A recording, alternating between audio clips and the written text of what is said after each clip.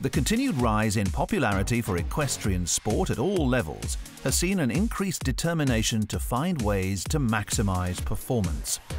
Equine Biomechanics is one way both riders and horses can benefit from the latest technologies to raise the levels of both performance and welfare. Equestrian sport is on a massive up, and especially in Great Britain, because we are #1 in equestrian, show jumping, dressage, eventing, and I think the level of equestrian riders in non-elite is ever escalating, and that's exciting. And I think it's just because we're moving forward and embracing equine sports science, human sports science, and other stuff, working as a team. And that's one thing we're really keen on, is working as a team with the massage lady, the physio, the farrier, the nutritionist, etc. And I think that is now pushing the industry, driving the industry forward. Equipped with the latest in data analysis and using techniques developed from other sports, Equine Biomechanics enables both horse and riders to be studied to a level never seen before. The main ones are they could come for rider analysis, where we look at a rider's position and use the software and the high-speed cameras and visualise training jackets to just to have a look at how riders are sitting on the horse. Can we improve that? We also link in heavily with strength and conditioning coaches, human physios, equine physios, and to give a global package to improve rider fitness generally.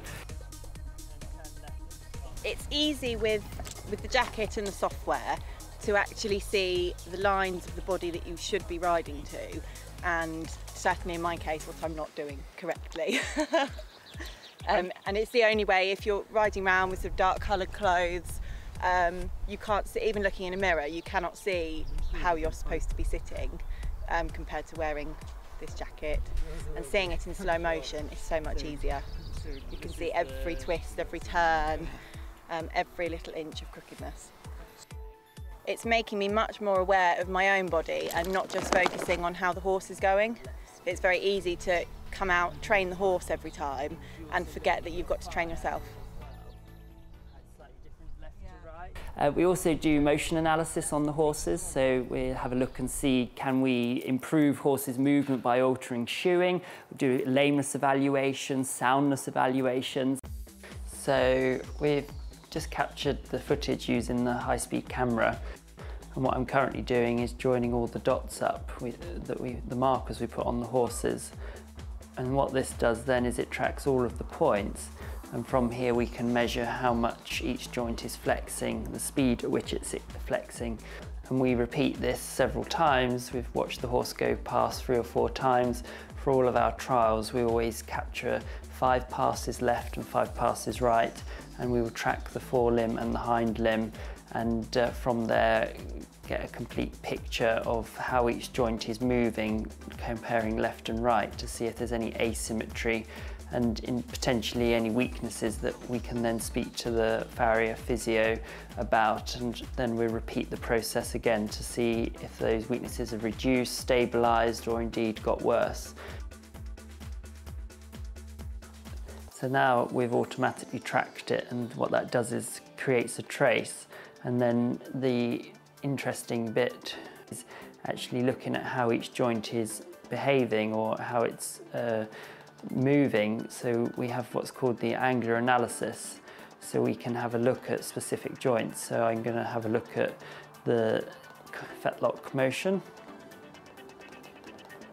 So we've got the file that's been digitized on the left, and on the right you can see the timeline of where we are in the stride. So at the moment we're looking at this joint and we're in the swing phase, and I'm going to go into the loading phase, which is where the ground reaction force is maximum hyperextension. And this is one of the key measurements that we look at to see if horses are loading one leg more than the other. Developing and implementing latest technologies into a sport that is steeped in tradition is always going to be greeted with a degree of scepticism by some. There's definitely been some hostility to it, as you rightly say. Tradition is always, you know, and that's what's so beautiful about this sport, is it is so traditional.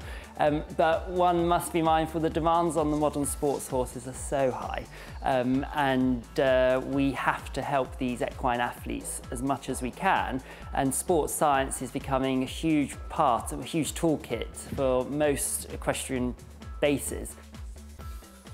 Welfare is absolute paramount, and it has to be paramount, and it should be paramount, and rightly so.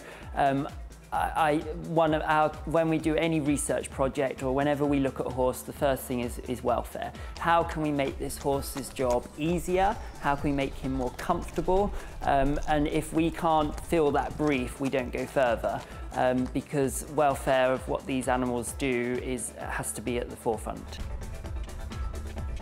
With consumer technologies experiencing such a fast advance in capabilities, the possibility that individuals are able to do their own analysis is an area of which equine professionals are mindful. People can do video analysis themselves.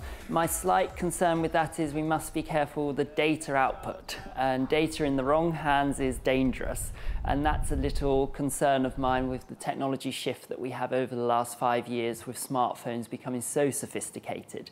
I embrace that, but we mustn't embrace it in isolation. You know, the skills that go with the professionals that provide the sports science are amazing, and the technology that's available is really as an interim, not in isolation from using the services of those that are trained in that field. So we have got to manage that for sure. I think horses are an amazing creature, and we obviously have a connection, a bond, but I go deeper with that, with the mechanics of the horse, and just simply that, you know, the horses don't have collarbones, and when you look at the anatomy and you can see the horse in the background there, and dissect them further, you really get an appreciation of what they can do for us, and really supports why we have to do more for them. And I find it fascinating when you think a horse is that sensitive, it can feel a fly, and yet it does all what we do. And so they're amazing athletes, and that's my fascination with them really. And you never tire of seeing a horse and thinking, what is it doing? What is it thinking? How does it feel? And yeah, they're just amazing creatures mechanically.